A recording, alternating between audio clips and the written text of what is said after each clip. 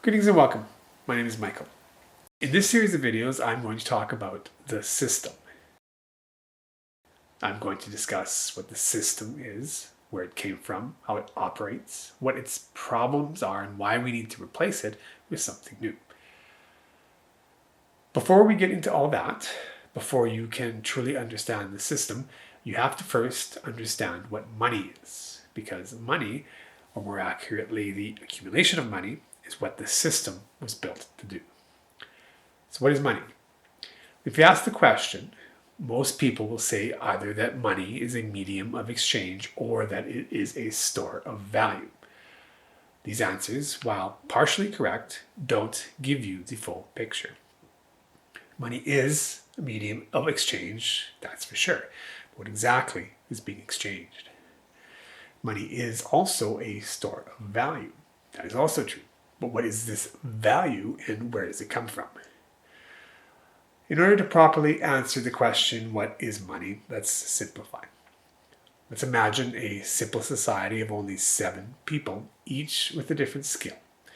One is a baker, one is a fisher, one is an auto mechanic, one is a teacher, and so on and so forth. Like the rest of us, these people all spend a part of their day working. At the end of each work day, they take the fruits of their labor and engage in what economists will call an economic exchange. Fisher fishes all day and then wants supper. Supper of only fish is pretty boring, so the fisher takes some fish, the fruits of his labor, to the baker and exchanges it for some bread. This form of economic exchange is known as barter. In barter economy, you exchange goods and services that you own for goods and services that somebody else owns. The only question with barter is, how do you know what's a fair economic exchange? How much bread should the fisher get for his fish, and how much fish should the baker get for his bread? The answer to that question is simple. To determine what's fair, we estimate the labor time involved in fishing and baking. Keeping it simple, if it takes 1 hour to catch 1 fish and 1 hour to bake 1 loaf of bread, then fair economic exchange is 1 fish for 1 loaf of bread. 1 hour's labor for 1 hour's labor. Barter still goes on today, of course, and is fine as far as it goes. But there are limitations. What if the baker is a vegetarian and doesn't eat fish? Or what if the fisher is gluten intolerant? In a barter economy, in order to engage in economic exchange, the parties involved have to want what the other has. If their wants do not align, economic exchange becomes challenging. If the baker wants fish from a gluten-intolerant fisher, the baker would have to barter with somebody else to get something the fisher would want, or find a fisher who wasn't gluten-intolerant. This is a serious problem, and it puts severe limits on the efficiency of economic exchange. So, enter money. In a monetized economy, you use money to exchange for goods and services. In a monetized economy, money is essentially a store of your labor time. In a monetized economy, if you work an hour, you get paid an hour's worth of your labor in the form of money. Once you have that abstract labor in hand, you can use it to trade for any product or service you want without ever having to worry about what the other person wants. If a fisher wants bread or a baker wants fish, they don't have to worry about gluten intolerance or vegan lifestyles. They simply give each other an equivalent amount of their labor time in the form of money. Simplified like this, we can clearly see the answers to our original questions about money. What is money? Money is abstracted labor. What's the value of money? The value of money is the amount of labor time it contains. What are we exchanging when we exchange money? We are exchanging a certain amount of our own labor time. So, what is money? Money is an abstract container for labor time that can be used for efficient economic exchange. Now, the idea that money equals labor time is not controversial. This is known as the labor theory of value, and it goes back at least as far as Adam Smith, who mentions it several times in his classic book, The Wealth of Nations. The only thing I would add here is that this is not a theory, it's a fact. When you engage in economic exchange with money, you're using money to efficiently exchange your labor time. Now, the curious thing about all this is that this basic idea that money is abstracted labor time is mystified in our society. Even though money is a real thing that is quite simple to define, even though you could easily teach a proper definition of money to children, and even though every informed citizen of a modern society should know exactly what money is, very few people have a clear idea about it at all. Accurate definitions of money are not taught in schools, nor are they taught by the media. Even economics textbooks fail to explicitly define money.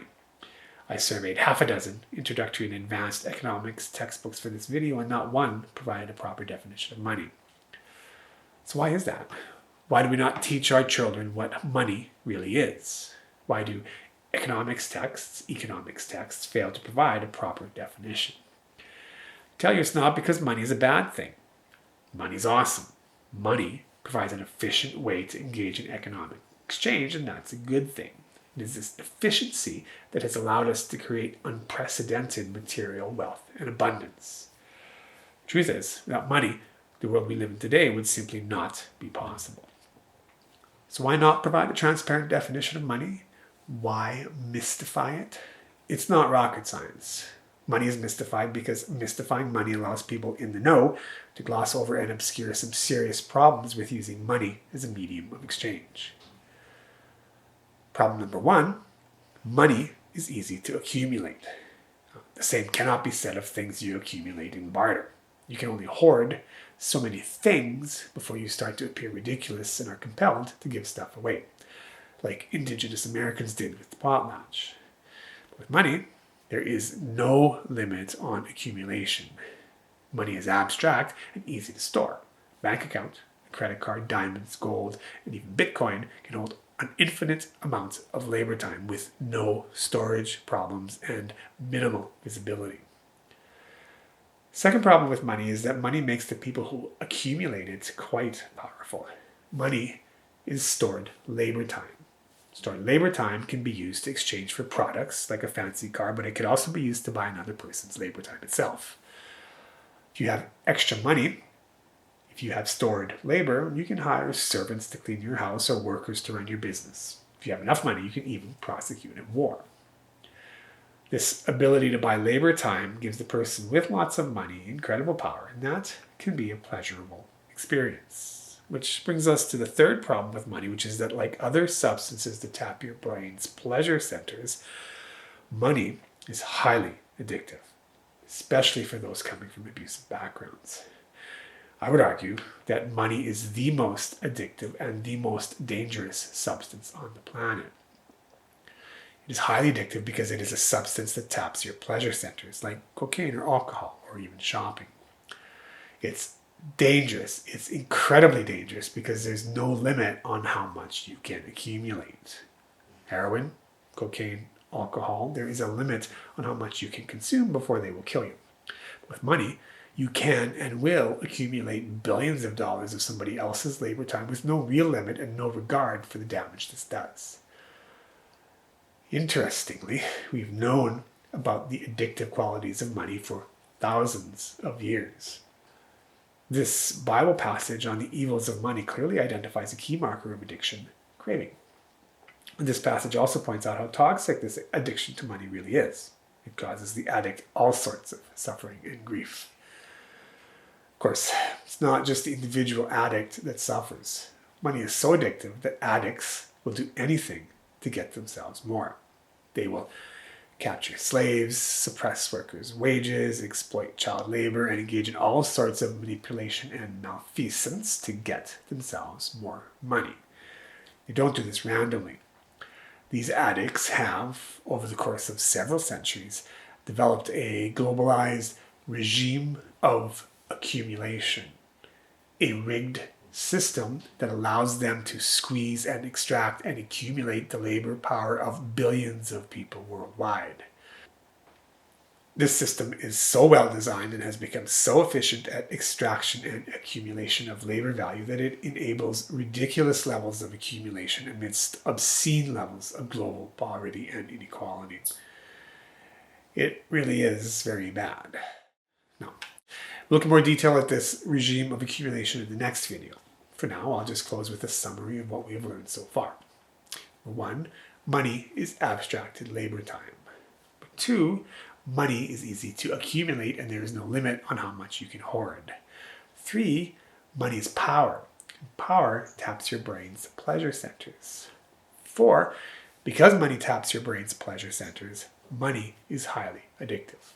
Finally, number 5, in order to enable accumulation, in order to get themselves more and more and more, addicts have, over the course of several centuries, constructed a regime of accumulation that helps them accumulate money without a reasonable end. It is to this regime of accumulation that we will turn our attention to next. Until next time, my name is Michael. Welcome home.